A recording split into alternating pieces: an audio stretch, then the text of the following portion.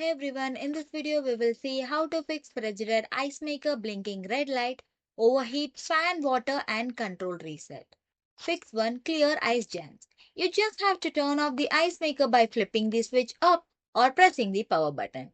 Then you have to remove the ice bin. Use a warm water or garment steamer to gently melt and remove any frozen junk. Then you have to wait 5 minutes before restarting the ice maker. Fix 2. Perform a hard reset. You just have to locate or turn off the power switch on the ice maker for 5 seconds. Then turn the power switch back on. If applicable, you can press and hold the restart button for 5 to 10 seconds.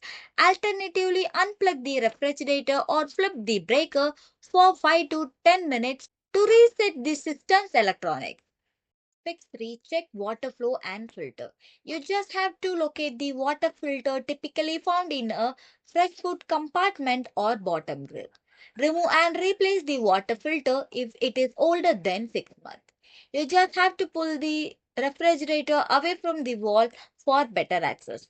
Inspect the water line, plastic or braided steel for can pinches or freezing.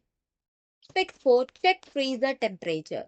You just have to check the refrigerator digital display or use a standalone thermometer in the freezer. Ensure the temperature is between minus 18 degrees Celsius to minus 15 degrees Celsius. Adjust the thermostat setting lower if the temperature exceeds minus 12 degrees Celsius. You just have to clean any dust or pet's hair off the condenser coil for effective cooling. Thanks for watching.